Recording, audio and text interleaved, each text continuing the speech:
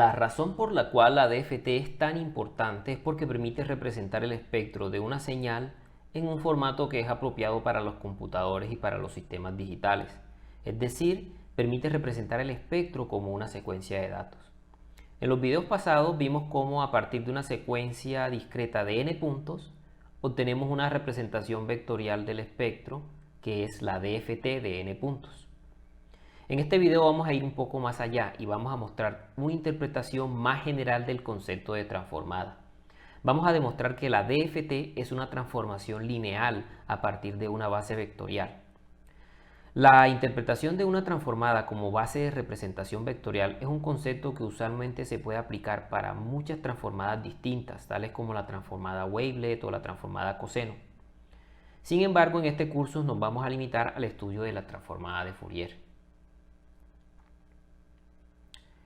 Para comenzar, vamos a hacer un repaso de algunos conceptos de álgebra lineal, revisando tres conceptos claves. Primero, recordemos que si tenemos un conjunto de n vectores perpendiculares, entonces esos vectores son una base que me genera el espacio Rn. Eso quiere decir que cualquier vector en este espacio se puede expresar como una combinación lineal de estos vectores.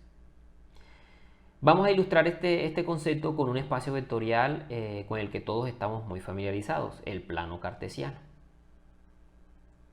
Este plano corresponde al espacio de todos los vectores en R2. Por comodidad vamos a escoger como base dos vectores perpendiculares que correspondan a los ejes horizontales y verticales, y esos vectores vamos a llamarlos E0 y E1.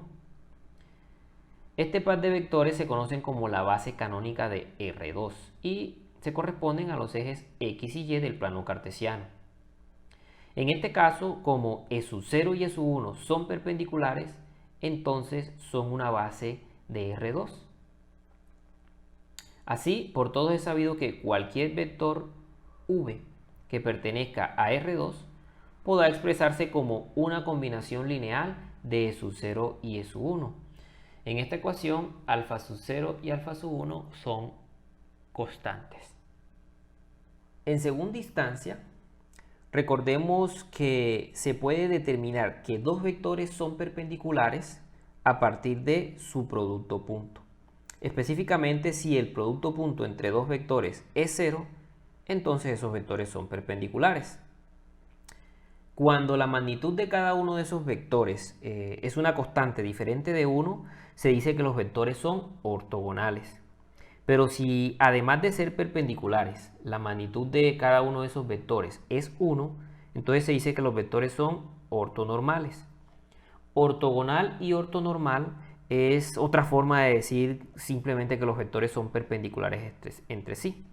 En nuestro ejemplo de R2, es fácil comprobar que los vectores E1 y E0 son perpendiculares entre sí, es decir, son ortonormales.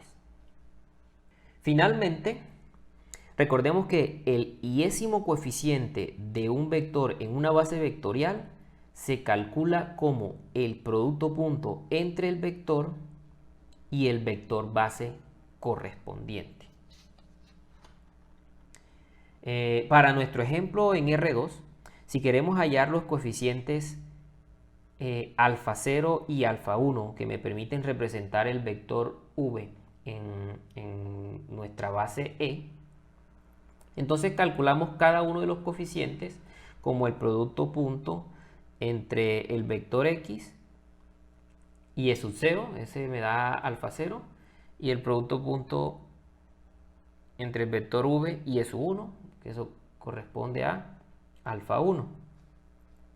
Por ejemplo, si tenemos que el vector v es el vector 1, 2. La primera componente en la base canónica la calculamos como el producto punto entre v y E sub 0, que se corresponde al producto punto entre dos vectores y cuyo resultado ustedes podrán verificar que es 1. La segunda componente la hallamos como el producto punto entre el vector v y el segundo vector de mi base, que es el producto punto entre estos dos vectores y cuyo resultado es igual a 2. Entonces, en este caso, las coordenadas de este vector en mi base E son 1 y 2, que se corresponden exactamente a las coordenadas de mi vector, lo cual no debería sorprendernos porque estamos usando justamente la base de representación cartesiana. Entonces, para recapitular nuestro repaso de álgebra lineal, tenemos que un conjunto de n vectores en Rn son un conjunto de n vectores perpendiculares de Rn son una base en Rn. 2. Si queremos saber si dos vectores son perpendiculares entre sí, entonces simplemente verificamos que su producto punto sea igual a 0.